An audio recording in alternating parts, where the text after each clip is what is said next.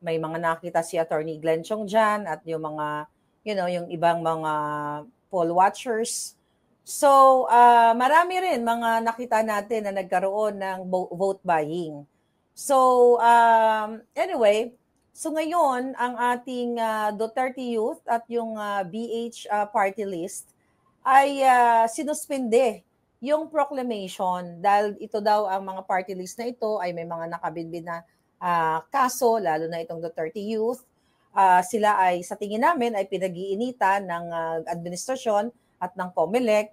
Kaya ako nabanggit yung mga discrepancy kanina at yung mga vote buying kasi ang dami mga politikong nakita namin sa social media na nakalantaran yung kanilang pangalan na nag-vote buying pero hindi naman sinuspende yung iba doon na mga nanalo ang kanilang proclamation. So dito sa issue ng Duterte Youth at ng BH Bagong Henerasyon Party List, anong sa tingin mo ang nagiging motibo or tama ba na isuspend sila?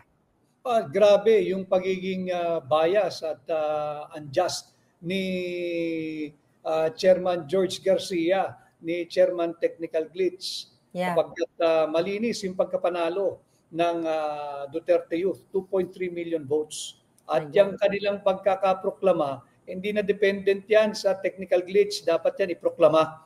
At unfair na hindi iproklama dahil daw may kaso. Kung may kaso yan, kahapon ko pa ito diniskurso, Maharlika, dito kay George Garcia. Kung may kaso yan, bakit pinaupo noong 2019? At yung sinasabing kaso ng Duterte Youth stem from a complaint by a left-leaning party list also way back 2019. 2019 nakaupo na ang Duterte Youth At kung sakasakali na yan ay carried over sa 19 Congress, bakit nakaupo ang Duterte Youth sa 2022 election? At bakit mo pinahintulutan na sila ay mag-qualify as a party list group ngayong 2025? Ngayong nanalo ng 3 upuan, sasabihin mo suspendido ang proklamasyon at meron ka pang propaganda na hindi ibig sabihin sila ay hindi nanalo, kundi hindi lang sila ipoproklama. Ganon din yun. You have just frustrated the will of the Filipino people.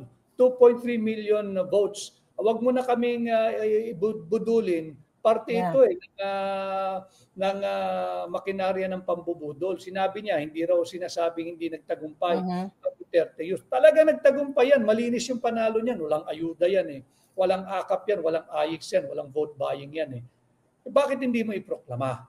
Dapat yan iproklama mo. Ganon din yung sa bagong henerasyon ni Congresswoman Bernadette Herrera na nakakuha ng isang seat na may 319,000 votes yata.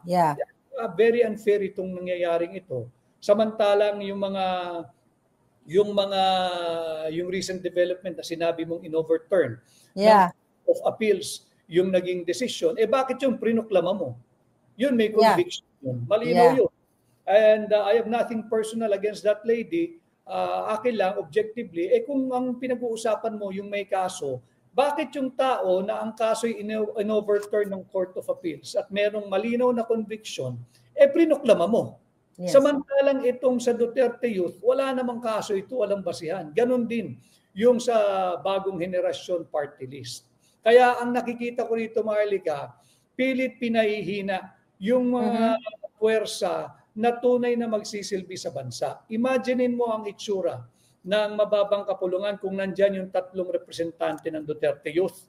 Lagay mo na dyan yung BH party list. Yung 3 regular congressmen ng Davao, District 1, 2, and 3, isama mo dyan ang may prinsipyo din na kongresistang Richard Gomez, si Goma. More than 10, baka nga umabot ng 20 na kongresista ang kayang lumaban at manindigan para sa tama. Ayaw nila yun. Sapagkat gusto nila, kagaya nung 19 Congress, kung anong gusto nila, lusot lang ang lahat. So, malinaw talaga na sobrang unfair itong nangyayari dito sa COMELEC. Kaya naman, actually ako natutuwa ako dahil ang dami na rin po nagsasalita, Attorney Vic, regarding sa dayaan na ito. At now, ito ang Duterte Youth.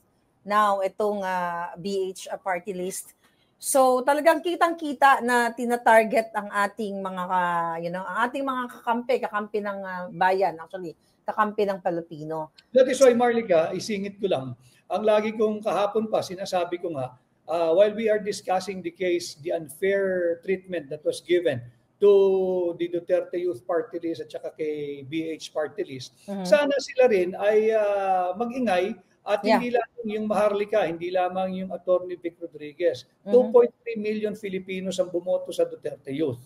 300,000 ang bumoto sa BH Party List. That's 2.6 million. And you just have to get your acts together.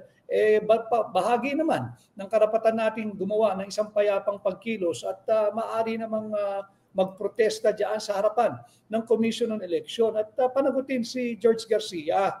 Bakit mo ayaw iproklama itong dalawang party list na wala namang daya ang pagkapanalo nito at hindi mo mai-attribute sa technical glitch yung 2.3 million boto ng Duterte Youth. At yung mga kinatawan nito, mga scholar ng bayan, galing sa UP, galing sa Philippine National Police Academy, galing sa Philippine Military Academy. Mararangal na tao ito, ating paupuin sa Kongreso. Bakit pinipigil ng isang tao na nagngangalang George Garcia? Wala kang ang mandato, ikay appointed lamang ng kasalukuyang administrasyon. Itong mga ito, may mandato. 2.3 million votes, yung isa 300,000 votes.